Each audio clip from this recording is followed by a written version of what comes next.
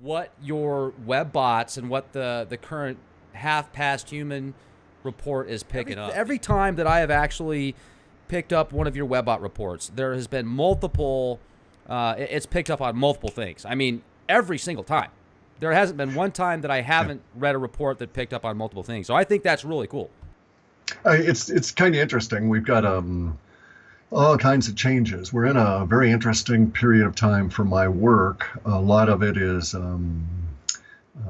based on a lot of my work is based on volume of language around particular contexts and how we get at it. And ever since probably June of last year, the level of the volume in the language and the level of emotional intensity is way up. And so it's the emotional intensity that drives the prescient component of our stuff. So it's been sort of a rich harvest for us because everybody's all whipped up. One of the reasons that I think everybody's all whipped up is this unknown energy from space business. And we've been getting the idea of from 1997, when I first did the very first run here. Got back, I think maybe 9 million data items in that very first one. It's not uncommon for me now for the servers to process through, 200 and 300 million now, because we have social media primarily. There weren't that many sources back in the late 90s, but even back then, one of the first things that I got in the very first run that shocked me was the conjunction of the word sun and disease. And the disease was not fully formed in the lexicon. So I knew that it was a substitution, because I'd have rigged this part of my code where if I ran into too many unknowns, it would take a word of the same emotional context and the same emotional duration and the same emotional intensity, get those 3 words, or one word, could be one word, it could also be different, 3, and then go to the lexicon and retrieve those and bring it back. And that was just my way of saying in the code, okay, you've got this far, don't fail, or fail gracefully and go get a substitute and then tell me we've done a substitute. And so I kept getting sun disease over the years. And well, we're there now relative to how humans think about the sun. We've been, in the Western world, we've been heaped with bullshit these past 20 plus years about global warming for people's personal gain and for who knows what other weird reasons. And now we're going to get to a level of reality where we start understanding what's going on with our weather and how it relates directly to the sun and how the sun is not what we've been told. So, for instance, you'll find a lot of people that think that such things as a Dyson sphere can exist. And in fact, you'll get some people that will just be outraged by what I'm about to say, but because they think they've actually discovered an alien social order some distance away, and the weird pattern of light we're getting from it, according to even people at NASA, must be this civilization constructing a Dyson sphere around their sun. The idea of a Dyson sphere is if we took all of the material of all of the planets in our solar system and we flatten them all out into big thin sheet metal, we could make a giant ball with the sun in the middle, and that would give us far more room to live in on the inside of that sphere than exists on all the planets around here now. So if we had filled up all the planets with people, this would be a way to flatten out all the planets. And, we'd all hang around in space, presumably, while this is happening, and they'd flatten out all the planets and surround our sun, and then we wouldn't lose any solar energy. It would all be 100% trapped, and we could use it, and life would be good, birds would sing, and so on. Awesome. Well, that's the idea of a Dyson sphere, okay? That was promulgated by this guy Dyson, who was a physicist, and he was brilliant. He won all kinds of awards, and his kid went on to develop Badarkas up here in the Northwest, which are a form of a soft kayak that I actually use. Really cool kayaks that's paint on canvas. And I like his kid, but the Dyson, the physicist, was 100% wrong, because see, here's the problem. That presumes it has one fatal flaw, one instantly visible fatal flaw if you're aware of what's going on, and that presumes that the sun is a nuclear-powered something, that it is self-energizing, that it makes its own energy and will do so until all of its matter has been consumed. Many people in the scientific community actually think the sun is a giant ball of hydrogen that, because of gravity, compressed itself to where it caught on fire at a nuclear level, and we've all been toasting marshmallows to that ever since. and that's not the case. The sun is not nuclear. Any social order that could build a Dyson sphere would not, simply because they would recognize, as a lot of smart people on Earth do, and some of them told me this, that the sun is not a nuclear reactor. It is in fact a ball of ferrite and copper. The ferrite is a form of iron. And it's being pushed through space by some mechanism that we're not able to determine at this stage at the rate of 70,000 kilometers per second. The fact that it's going through space at that rate, and space is not a vacuum, not where the sun is, because we're all back here trailing behind it like comets. And so here you have the sun going through space, dragging us behind it. We're in a vacuum because we're behind the sun. The sun's out here in what they call the interstellar media. And the interstellar media is flowing around this giant ball of iron and copper and other metals and gets it all heated up because of the plasma effect. So if you really understand what's going on, the sun is actually very close to the rounded tip of a TIG torch, tungsten, as you're going to go and torch on some aluminum. It only exists there. The plasma charge that you use to weld aluminum only exists because of the proximity of all of this stuff. And then you remove the torch back, everything falls apart, the electricity goes away, the ionized gas goes away, it's not concentrated enough. And that's very much the same effect that's going on with the sun. So obviously, first thing, we've never been to the other side of the sun. We've never even orbited around its equator because it's moving 70,000 kilometers, a second away from us. And we're just lucky it's dragging us along. And so you could never build a Dyson sphere around a sun. Halley's Comet can never find the sun if it ever left our solar system. No comet could ever return on any periodic basis whatsoever because our sun is moving so fast. If it came back to where the sun was, we're long gone. Ergo, all comets are trapped within our solar system along with us. Many of these things are evident if you understand that the sun is not a nuclear reactor. That being the case, then we can make some interesting observations about this. The sun is now dropping down from 5,000 degrees Kelvin centigrade. I think it's Kelvin, down to 3,000.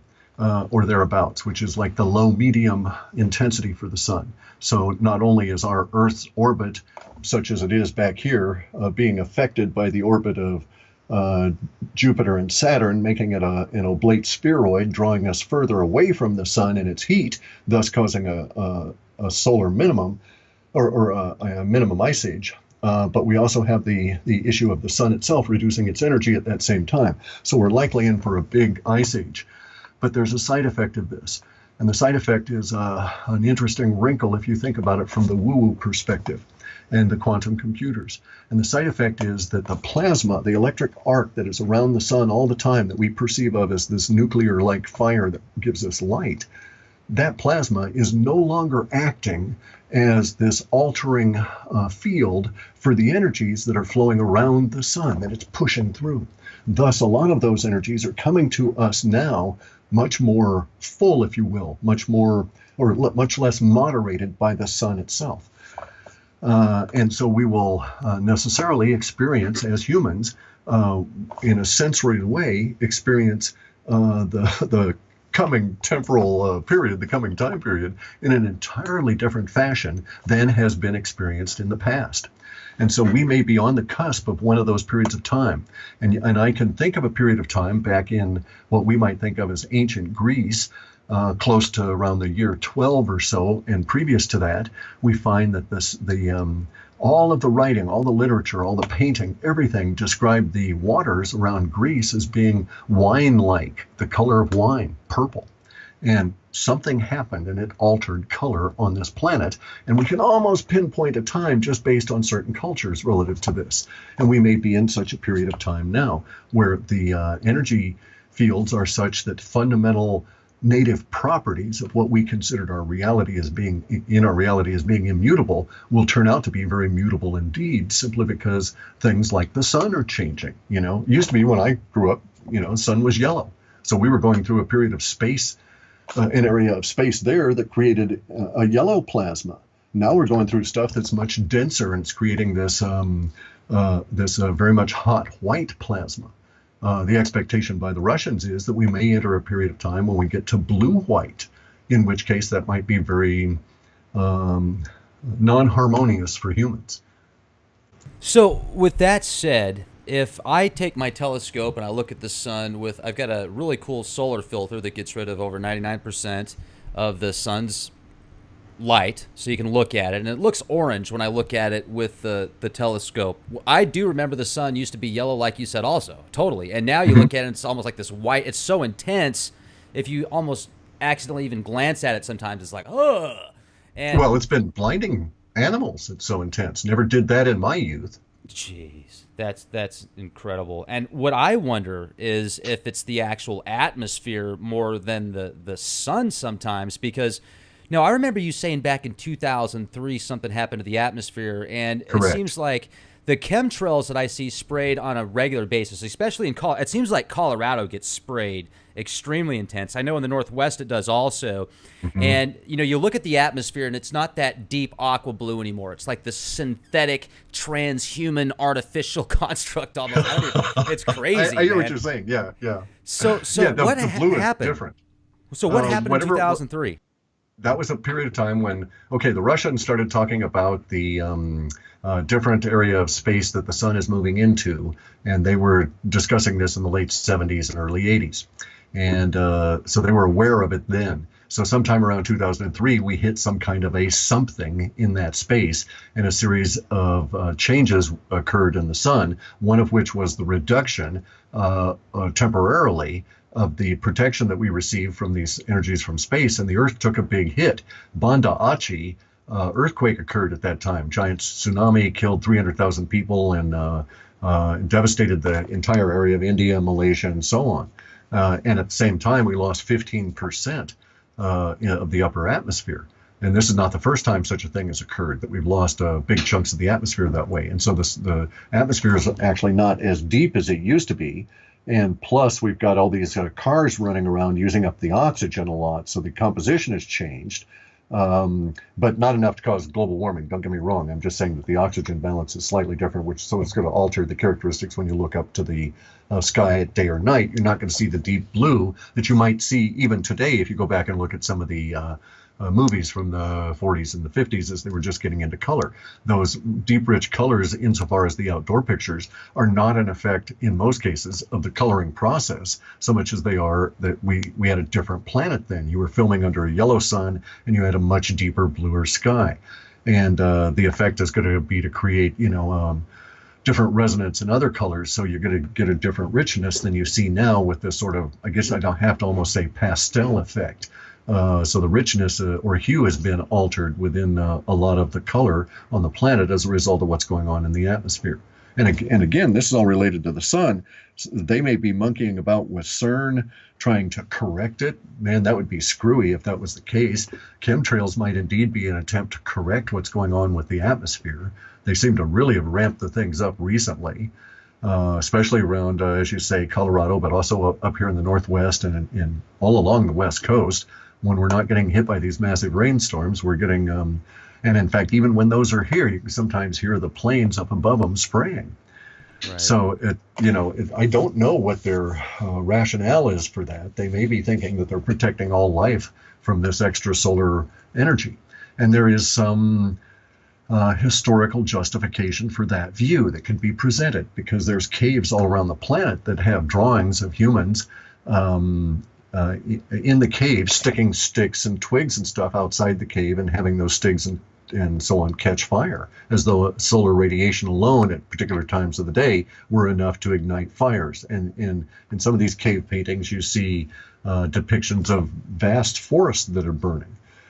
So there is some small justification to think that there might have been a period of time 40, 50, 60,000 years ago where we had similar solar conditions where it was dangerous to be out in the sun. And we also know that you can't really go by such things really because of the commercial impact of it, but we know that there's been a coincident, non-lagging coincident push for sunscreen as the sun changed. So let me be clear about that. The normal course of events, if we weren't paying attention, if we weren't trying to script things and manage things as a social order, we'd just sort of bumble along and, the sun's changed. And then a few years later, we'd say, wow, damn, we're getting burned. Maybe we'd better invent sunscreen.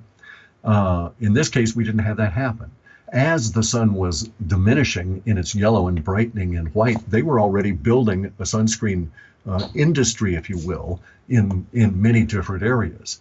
Now, I oppose the sunscreens because of the cancer relations to the chemicals that got in them, and also the idea that you're going to in any way allow a sunscreen to moderate the effects of the sun that we're seeing now is quite ludicrous. And you'll also note that the impetus, the financial backing to sunscreen is a big push around the planet, especially in the light-skinned, melanin-deprived peoples, is way down. It's like they're not really pushing that stuff anymore. And so there's been a change in somebody's attitude about how they're going to address some of this stuff. It's my contention that as part of going into the ice age that I think we're heading into, that we're going to see extremely harsh solar conditions that we'll have to be prepared to deal with. This will be much more intense ultraviolet to the point where we may end up having to wear special ultraviolet sunglasses constantly, and that even a few minutes exposure could be quite harmful. So those kind of conditions may well exist as we go forward. There's some record in historical myths that indeed that was the case.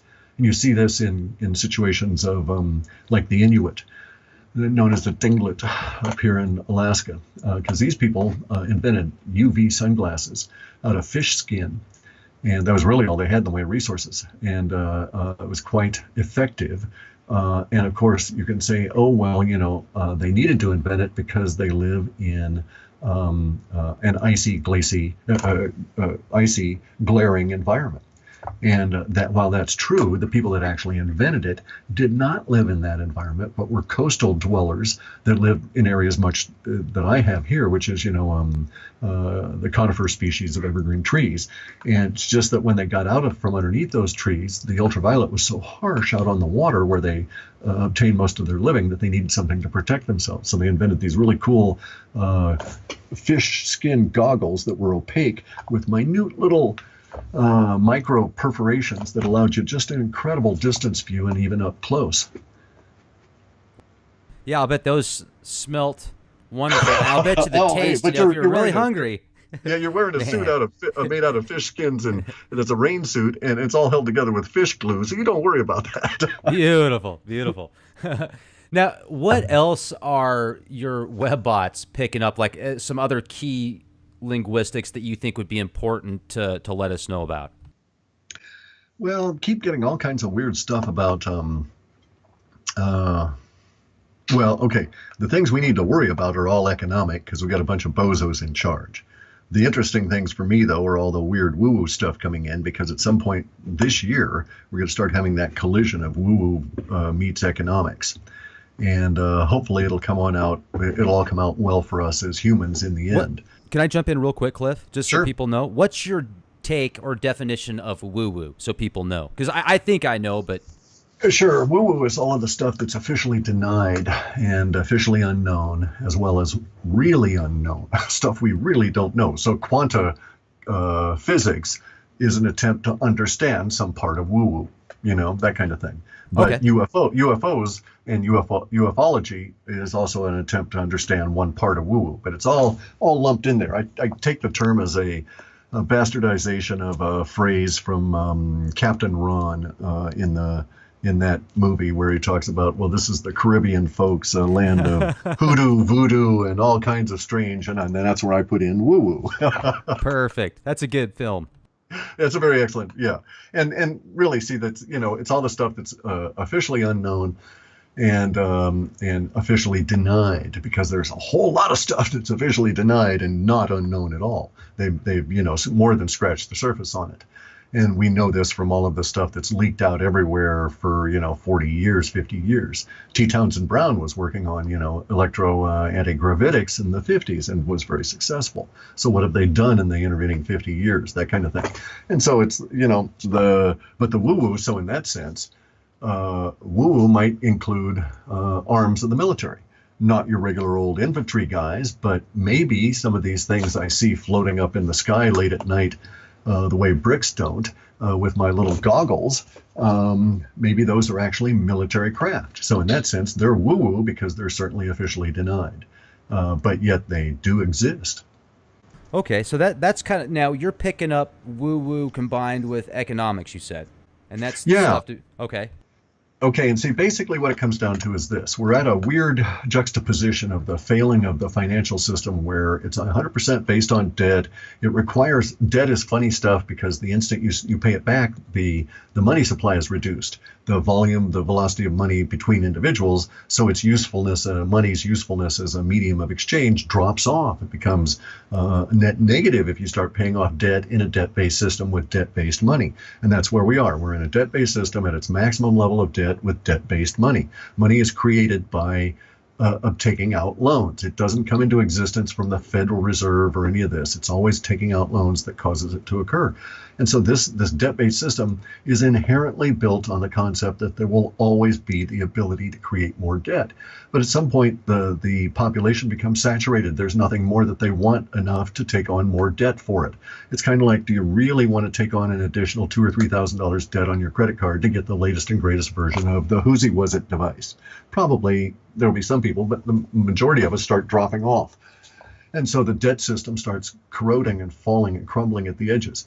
And the problem is it'll reach a core and then the whole system just collapses. And we're very close to the crumbling up here, reaching that core and causing the whole system to collapse because there's not enough velocity of money to keep the debt structure alive, right?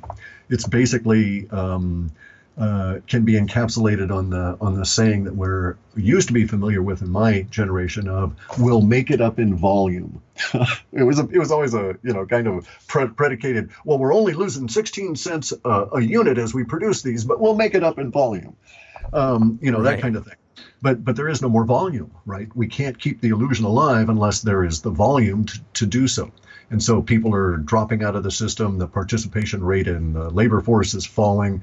People don't have disposable income. They don't want to buy stuff. There isn't enough anything to generate enough of a desire for them to get off their butt to go and try and find a job, even if one existed, in order to buy the stuff because they just don't want it. We're all saturated with the crud. So the banksters that and the politicians that they own and the military structure that they both support are all desperate to keep the thing going because it's cool for them, right? It's cool for the banksters, cool for the politicians, cool for the military guys. They get to get all this cool stuff and go bomb people, and it's all good for them. But it all depends on us creating more debt. We're done with it. So this is where the woo-woo part comes in. If we don't do something, okay, now part of the reason we have debt at the moment is because the world that we're in now is not the same world I was born in way back in the 50s.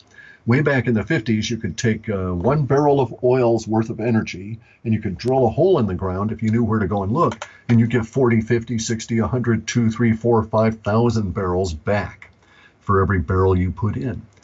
And so there was a capital gain there that was plenitude being given to you from the planet. And that plenitude is not there anymore. Now, when we put in a barrel's worth of energy into the hole in the ground, drilling for oil, if we're lucky, we get 2 back, maybe 2 and a little bit. And that's where debt comes from. In all the years of, it's not profitable to do that, to put that kind of energy into making the trucks and the drills and all this kind of stuff in order to get barely back the trucks and the drills worth of energy. So what we've been doing in the intervening years as this has been occurring, as the oil has been sucked up and used, is in our energy system is we've been living on debt. And so the debt level's been going up as the oil return has gone down. And we're at that point now where the oil return is about to run net negative. I think it's 5-to-1 out of shale oil. And they are, quote, profitable at that level. But of course, it's all based on debt, and unfortunately, our species isn't profitable unless we're getting at least a 15 or 20 to 1 return because of the nature of oil and how we use it and its wastage and so on. And so at this point, we're at kind of a juxtaposition. The economy is going to collapse in the sense of an actual monetary event where government won't have money to spend. There won't be ATM machines working. There won't be EBT cards working. Stores won't have goods delivered. Within a few days, gas stations won't have gas. Within probably weeks, if that long, it'll be an unknown. Big areas of the country will start losing electricity. And this will be because we don't have the diesel to power the trains, to pull the coal, to bring the coal, to make the electricity, et cetera, right? And so all these ramifications occur simply because we reach a particular point where there's a juxtaposition of all of these kind of events. And they're going to, it's a little rough, difficult to take for us. Now, there are ways out. One of the things that occurs to me, and I'm not alone in this, I'm not the only person on the planet, not the only person on the West Coast here that has these night vision goggles. And you take these goggles out at night, you lie back in your deck chair when it's not raining in your face and you don't drown. And if you don't have chemtrails over your head, which is rare anymore, you can look up at particular times and you can see these triangular craft floating around. You can see giant, huge things the triangular craft float into and out of. And so it occurs to me, I don't see any smokestacks. Those things are not diesel powered. They're not running on coal. Whatever is driving that stuff up there belongs to us. And we're not being given access to it, and we're going to need it down here because of the ice age and the conditions that we have now. And it would radically alter our society for the better to have that stuff released.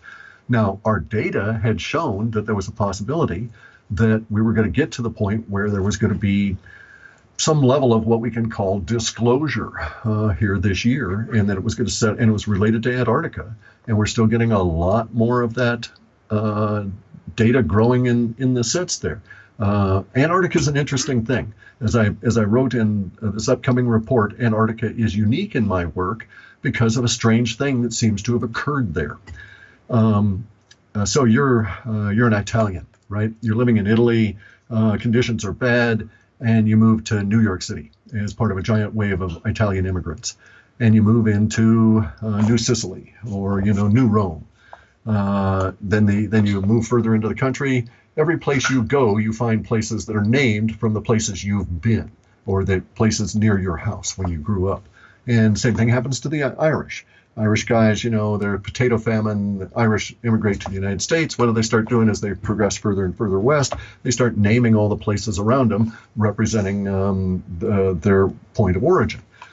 And so that causes problems for me because in my data sets, when we use any geographic references, it gets really difficult. There's dozens of Malibus up and down the West Coast, dozens of Sydneys around the world. So right. You can never really be sure where it is, right? Antarctica is not like that.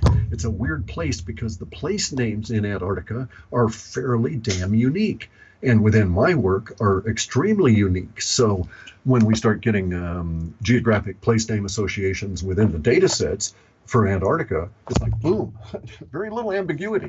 And so this makes for a very interesting situation relative to being able to pull out stuff there or from there. And we're starting to see some of the forecasts about that show up. So Antarctica, there's so much speculation about what's going on out there. And I actually found a really cool website where this guy did independent research, and he found about a little bit more than a half dozen weather stations in Antarctica, and he was able to track the weather patterns, and the temperatures. And I guess since 2000, was it 2000 or 2012? I can't remember, but I think it's 2000. The official reports of Antarctica, as far as the weather, is not as easily available to the public. So the patterns that he showed, the weather in most stations, except for two of them, had been consistently going down, not up. And they're, and I know that the ice shelf is supposed to be cracking off as far as the C, was it shelf C, I think? The WNLC, yeah. So what's your take on that? Is that okay? So here's the deal. Okay, can you see this? Yes. Okay, this line doesn't exist in reality. It only is there to hold up our globe. Okay, so It's the wall that Trump built. there you go. Well, let's actually just talk about it. Let me move the planet here a bit. All right. So you can't see it from your perspective, but this ridge here, that's the holder, represents a line of mountains that goes across Antarctica.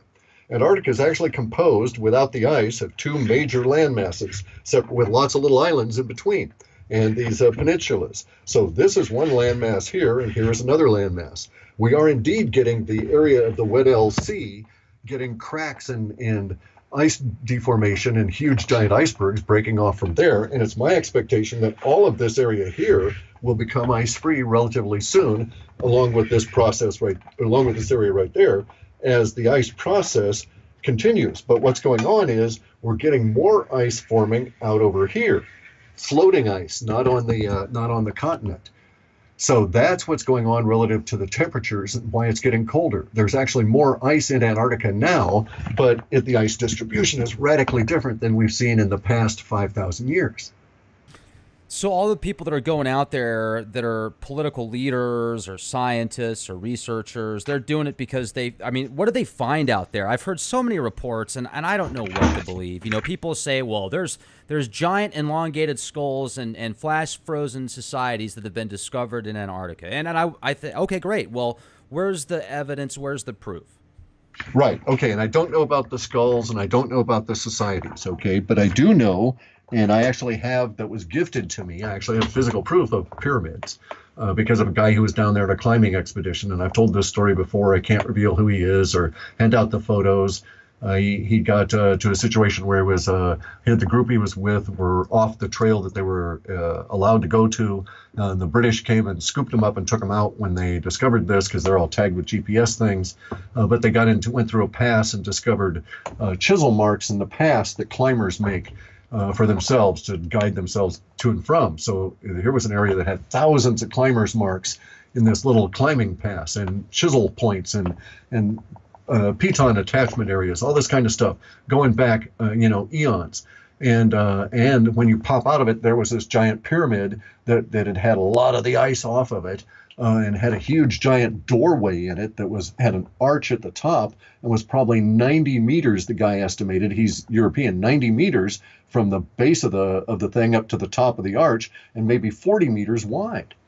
And there were huge stairs that went up to it. So it could be that it was built like Washington, D.C., with the idea of aggrandizing self and building something monumental, and you're just really that high. Or it could be that it was built by some, big son of a bitch. We don't know. But so I do have a picture of this it was given to me in the year 2000. So way back when, so I knew things were a little bit strange then. Now we're getting more and more evidence of it all the time. Pyramids are showing up. There's a lot of evidence of a lot of pyramids around the planet that are popping up now. And in academic circles where the archaeology is not forbidden. It's not forbidden to find a pyramid, right? The way it is forbidden to come across a UFO. So if, for instance, if I'm digging in my backyard and I find a pyramid, the government, maybe the Smithsonian, might get all bent out of shape by it. But they won't throw me in jail for it. There might be some negotiation to get me to keep my mouth shut. But if I were to find a UFO there, boy, that's instant. 1 year in jail. No appeal, no nothing, you're gone. And it's during that period of time that they make the rest of it disappear. So in Antarctica, we've got something that is taking in thousands of people and thousands of jobs. So if you want, you can find work now here in these United States by looking for jobs in Antarctica. And there's jobs for cooks, there's jobs for welders, mechanics, jobs for scientists, jobs for instrumentation calibration people, all kinds of work there. And so it begs the question, what really is going on? We do have the reports of the pyramids that are somewhat substantiated. I feel comfortable going so far as to say that it sure seems like Antarctica was a hotbed of the pyramid culture, if not a point of origination.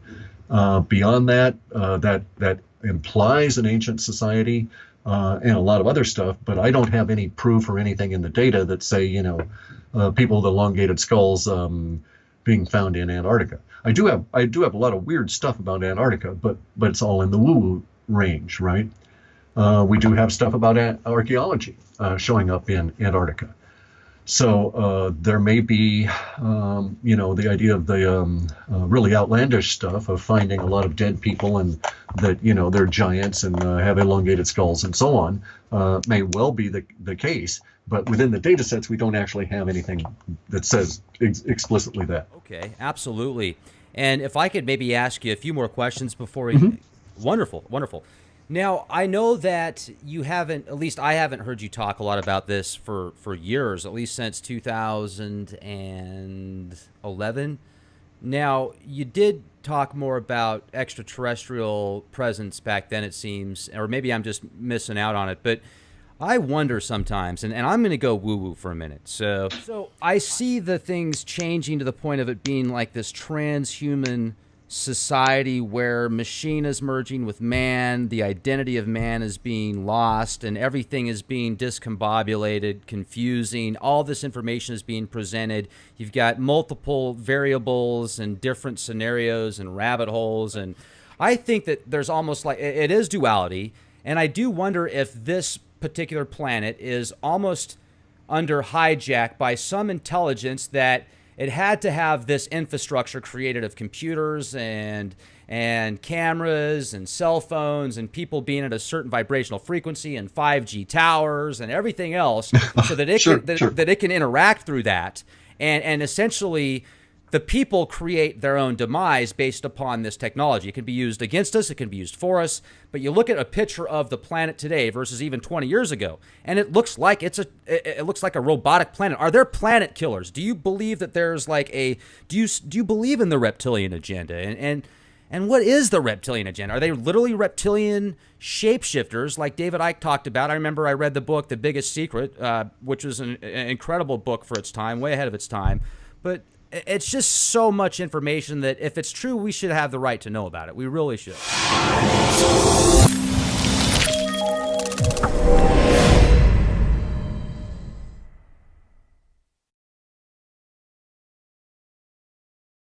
Badarkas up here in the northwest, which are a form of a soft kayak that I actually use. Really cool kayaks that's paint on canvas. And I like his kid, but the Dyson, the physicist, was 100% wrong, because see, here's the problem. That presumes it has one fatal flaw, one instantly visible fatal flaw if you're aware of what's going on, and that presumes that the sun is a nuclear-powered something, that it is self-energizing, that it makes its own energy and will do so until all of its matter has been consumed.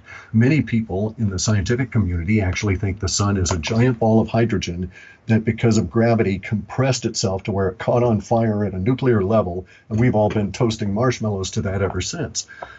and that's not the case. The sun is not nuclear.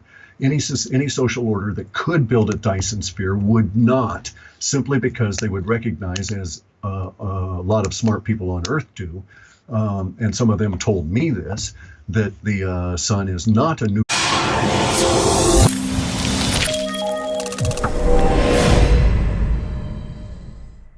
What your Webbots and what the current half-past human report is picking up. Every time that I have actually picked up one of your Webbot reports, there has been multiple, it's picked up on multiple things. I mean, every single time. There hasn't been one time that I haven't read a report that picked up on multiple things. So I think that's really cool. It's kind of interesting. We've got all kinds of changes. We're in a very interesting period of time for my work. A lot of it is